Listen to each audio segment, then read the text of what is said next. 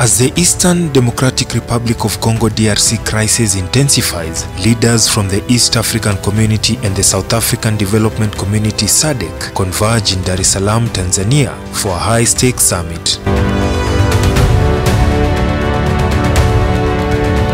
Dar es Salaam, Tanzania, a city whose name means Heaven of Peace, is the epicenter of this high-stakes diplomatic mission. But as these leaders converge, their modes of arrival tell a story of power, privilege, and politics of perception. But beyond the pressing diplomatic discussions, let's take a look at the arrival of these presidents that showcases an elaborate display of power, their country's wealth, and personal prestige through their grand travels.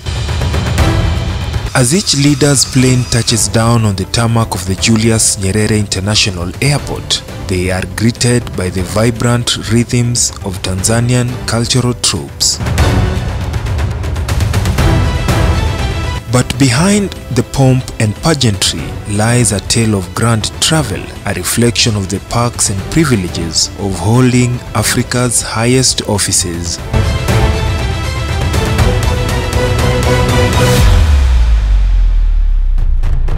First on the list is Rwanda's Paul Kagame. His choice of aircraft, the Bombardier Global 7500, a jet synonymous with speed, range, and luxury.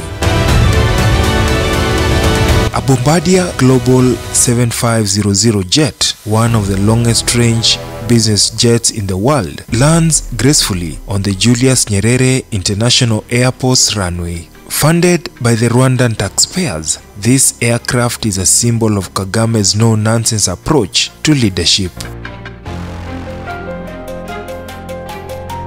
On the ground, he steps into a state-provided car for his movements within Dar es Salaam, a gesture of hospitality from host President Samia Suluhu Hassan.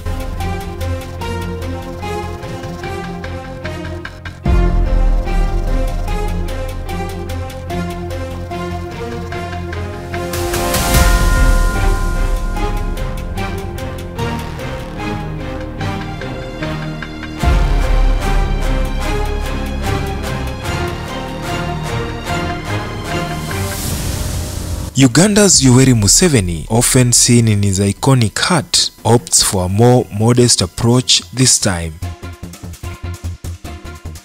Uganda's long-serving President Museveni surprised many by arriving in a Uganda Airlines Bombardier CRJ900, a more modest option this time.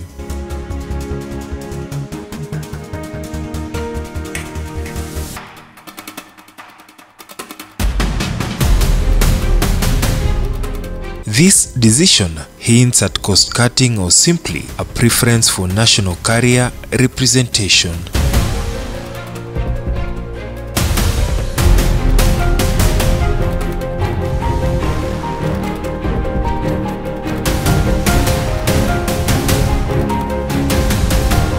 The old man with a hat, as usual, proceeds to State House Dar es Salaam in a motorcade shuttled from Entebbe. Zimbabwe's Emmerson Mnangagwa took a different route.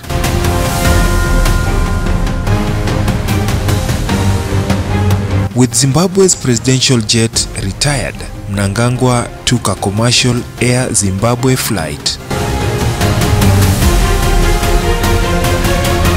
With the economic challenges facing Zimbabwe, the choice of travel shows how a nation once known for its opulence is now grappling with austerity.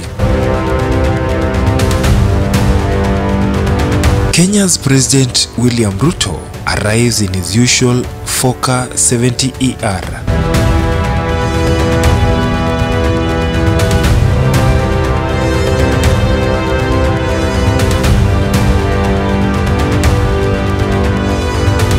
Medium-sized aircraft manufactured in the Netherlands.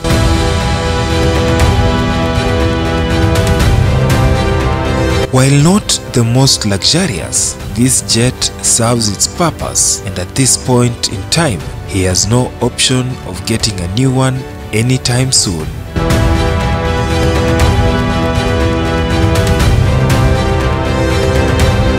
This aircraft, previously used by former President Uhuru Kenyatta, continues to serve as Kenya's official presidential jet.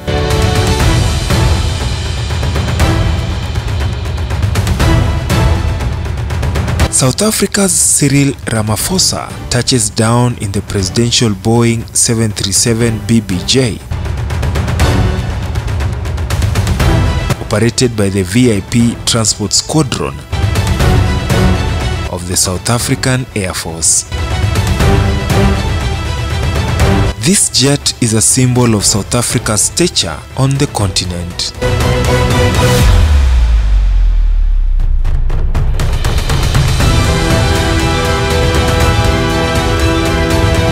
As one of Africa's largest economies, South Africa maintains a high standard for its presidential transport, ensuring security, comfort, and long-range capabilities.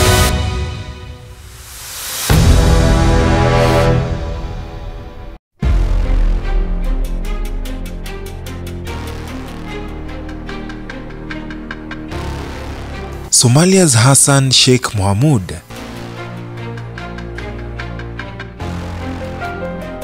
and Zambia's Hakainde Hichilema arrive in chartered planes, showing the varying economic realities of their nations.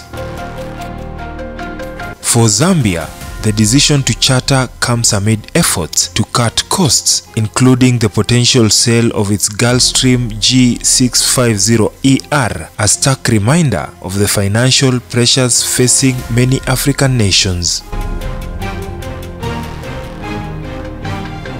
Somali President Hassan Sheikh Mohamud arrived in a Kenyan chartered private plane.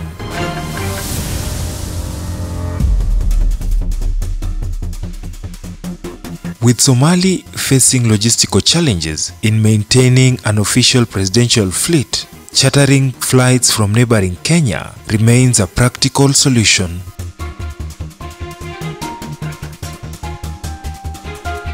In many African nations, acquiring and maintaining a presidential jet is met with public scrutiny, viewed as a symbol of extravagance rather than necessity.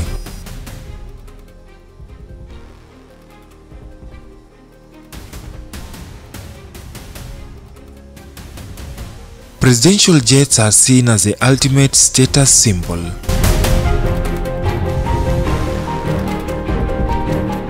Signifying unrestricted movement, executive luxury, and in some cases, excesses. As African leaders gather to address the crisis in Eastern DRC, their modes of travel offer a glimpse into the complexities of African leadership.